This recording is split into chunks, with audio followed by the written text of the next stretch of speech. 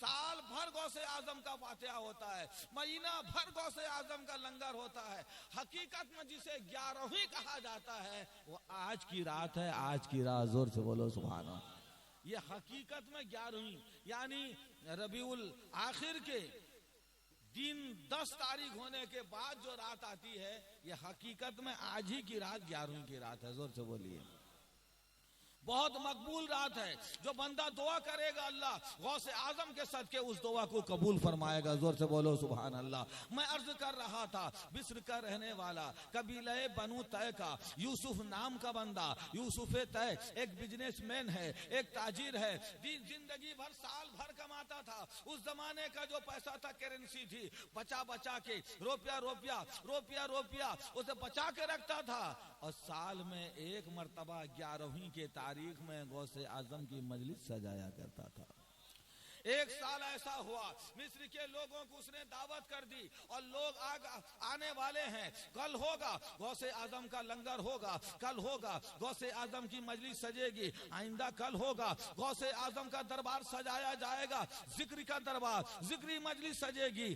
رات میں یوسف طے کی طبیعت ذرا علیل ہو گئی، ذرا بیمار ہونے لگا، مزاج میں دل میں کیا بات آئی، بیٹے کو بلایا، میرے اکلوتے بیٹے میں تم سے کچھ کہنا چاہتا ہوں، بی بی کو بلایا، میری شریک حیا میں تم سے کہنا چاہتا ہوں میری طبیعت تھوڑی ناساز ہو رہی ہے، کل اگر میں اللہ کے کرم سے زندہ رہا، حیات سے رہا، غوث اعظم کی مجلس خود کروں گا، غوث اعظم کا لنگر خود کھلاؤں گا، غوث اعظم کی مجلس خود سجاؤں گا، مگر میری طبیعت کچھ بگڑ رہی ہے، اگر اللہ کی مرضی ہوئی، اگر یہی رات میری زندگی کی آخری رات ہو گئی، اگر میرا انتقال ہو گیا، میری بیوی میں تمہیں حکم کرتا ہوں، وصیت کرتا ہوں، رونا نہیں ہے، میرا بیٹا میں تجھے حکم کرتا ہوں، وصیت کرتا ہوں، آہو فغاں نہ کرنا، کسی کو میرے مرنے کے بارے میں بتانا نہیں، میرے انتقال کی خبر نہ دینا، کفن میں لپیٹ کر مجھے گھر کے کونے میں چھپا دینا، تاکہ غوث اعظم کی مجلس میں فرق نہ پڑے، غوث اعظم کے لنگر میں ڈسٹرب نہ ہو، غوث اعظم کی محفل میں کوئی کمی نہ ہو، کھلانا لوگوں کو، کھا کے لوگ آسودہ ہو جائیں گے، تب میرے انتقال کی خبر دینا، میرے نماز جنازہ میں شرکت کی دعوت دینا۔ واقعی اللہ کی مرضی ایسی ہوئی مولانا، رات ہی کو یوسف طے کا انتقال ہو گیا۔ بیوی نے، بیٹے نے، شوہر کی، باپ کی وصیت مانا، کپڑے میں لپیٹ کے گھر میں چھپا دیا، صبر کیا، سینے میں پتھر کی سل انہوں نے رکھ لیا دل میں، اور صبح ہوئی، دن میں غوث اعظم کی مجلس ہوئی، لوگ آتے گئے، ذکر غوث ہوتا گیا، لنگر کا وقت آیا، لنگر کھلایا گیا، بیٹے نے احساس ہونے نہیں دیا، بی بی نے پتہ لگنے نہیں دیا کہ گھر میں جنازہ ہے، گھر میں یوسف طے کی لاش پڑی ہوئی ہے، پتہ لگنے نہیں دیا۔ ابھی لنگر کا سلسلہ جاری تھا، ایک مرد قلندر آ گئے، ایک مرد درویش آ گئے، ایک اللہ والے فقیر آ گئے، انہوں نے یوسف طے کے بیٹے سے کہا یہ جو لنگر ہے اس میں ہم مجھ فقیر کا بھی حصہ ہے کہ نہیں ہے، میری بھی دعوت ہے کہ میرا بھی حصہ ہے کہ نہیں ہے۔ انہوں نے کہا سبحان اللہ، یہ میرے غوث کی کا لنگر ہے، آپ بھی شرکت کیجئے، آپ بھی لنگر تناول کیجئے۔ تو اللہ والے نے کہا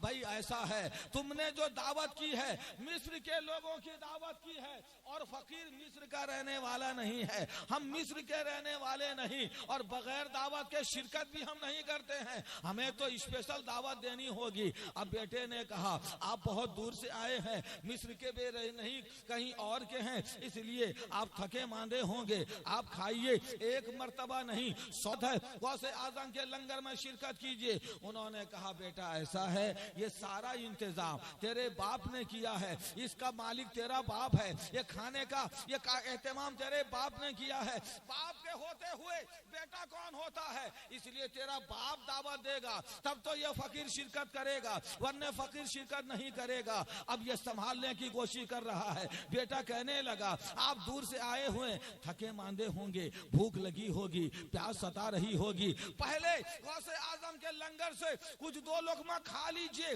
پھر میرے باپ کے بارے میں آپ کو پتہ چل جائے گا، ابا کے بارے میں آپ آپ جان لیں گے. انہوں نے کہا نہیں, بغیر دعوت کے یہ فقیر شرکت نہیں کرتا ہے. اور باپ کے ہوتے ہوئے بیٹا کون ہوتا ہے؟ تیرا باپ دعوت دے گا تب میری شرکت ہوگی. ابھی گھر میں جنازہ ہے, چند مرتبہ بیٹے کے سامنے یہ اللہ والے نے جو باپ باپ کہا, بچہ کتنا صبر کرتا, پلکیں بھیگنے لگی, آنکھوں سے آنسو جاری ہو گئے, بچہ رونے لگا, آواز گلو گیر ہو گئی, اشک بار ہو گیا. تو اس بزرگ نے کہا کیا بات ہے, میں تیرے ابا کا نام لے رہا ہوں, میں تیرے باپ کا نام لیتا ہوں اور تو رونے لگتا ہے, میں تیرے ابا کا ذکر کرتا ہوں تو آنکھ میں آنسو لے آتا ہے. اس نے کہا ہاتھ پکڑا, بابا صبر کیجئے, میرے ابا کے بارے میں آپ کچھ نہ بولیے, میں کتنا صبر کروں گا. میرے ابا کا رات انتقال ہو گیا ہے, رات میں ابا کا جنازہ, ابا کی لاش گھر میں موجود ہے. اب بار بار باپ کہتے ہیں میں کتنا صبر کروں گا. اس نے کہا اچھا تیرے ابا کا انتقال ہو گیا ہے تو پھر دکھا تیرا باپ کہاں ہے, پتا تیرا باپ کہاں ہے. اب یہ جوان ہے, بیٹا ہے یوسف طے کا, بزرگ کا دامن تھامتا ہے, ساتھ لے کے اپنے مکان کو جاتا ہے. وہ کوٹری, وہ مکان جس میں اپنے باپ کو کفن پہنا کے اس نے لٹا دیا ہے, یہ بزرگ لے کے گیا. آپ باپ کے بارے میں پوچھتے ہیں کتنا میں صبر کروں گا, یہ دیکھیے باپ کا جنازہ رکھا ہوا ہے, آپ کچھ کھا لیجئے. اتنا سننا تھا. وہ جو اللہ والے بزرگ تھے وہ یوسف طے کے جنازے کے پاس پہنچتے ہیں, لاش کے پاس پہنچتے ہیں اور کہتے ہیں کہ سارے لوگوں کو دعوت دے کے, مصر بھر کے لوگوں کو دعوت دے کے تو بلا لیتا ہے. جب سارے لوگ آ جاتے ہیں, کفن اوڑھ کے سو جاتا ہے, آپ نے اپنے قدم پاک کی ایک ٹھوکر لگائی اور فرمایا کم باذن اللہ, اے یوسف طے اللہ کے حکم سے زندہ ہو جا. ابھی بزرگ کی لات لگی, ادھر اللہ نے حیات عطا فرما دی. یوسف طے زندہ ہو کے کھڑا ہو گیا. اب جب زندہ ہو گیا, وہ جو اللہ والے بزرگ تھے دھیرے دھیرے مکان سے ہٹنے لگے, دھیرے دھیرے مکان سے جانے لگے. یوسف طے کا بیٹا قدموں میں گر گیا, دامن پکڑ کے مچلنے لگا. اے اللہ والے ذرا بتائیے, آپ کا احسان ہے, آپ کی وجہ سے میرے باپ کو اللہ نے زندگی عطا فرمایا ہے, اللہ نے دوبارہ حیات عطا فرمائی ہے. باپ میرا انتقال کر گیا تھا, اللہ زندگی عطا فرمایا. اے میرے بزرگ ذرا بتائیے آپ کون ہیں, کیا آپ کا بہت بڑا احسان ہے, آپ کون ہیں, ذرا نام تو بتا دیجئے, ذرا پتہ تو بتا دیجئے, آپ ہیں کون, کیا نام ہے آپ کا, کہاں سے آپ آئے ہوئے ہیں. وہ بزرگ کہنے لگے اے بیٹا تو مجھے نہیں پہچان رہا ہے, تیرا باپ جس کا لنگر اٹھا رہا ہے عبد القادر جیلانی تیری نگاہ کے سامنے موجود ہے.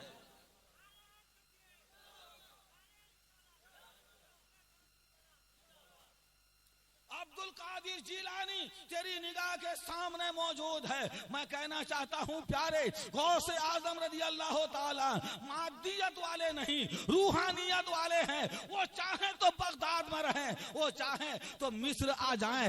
جو غوث اعظم بغداد سے مصر آ سکتے ہیں, کیا وہ بغداد سے بدرپور نہیں آ سکتے؟ ہماری بگڑی بنانے, ہمارا مقدر سنوارنے, ہماری ڈوبی کشتی تیرانے, ہماری دنیا ہماری آخرت سنوارنے کے لیے ہمارا غوث کرم کرے گا. مگر سچے غلام غوث اعظم تو بن جائیں, سچے غلام غوث اعظم بن جائیں. ہم بھی انسان ہیں, غوث اعظم بھی انسان ہیں, ہم بھی منہ میں زبان رکھتے ہیں, غوث اعظم بھی منہ میں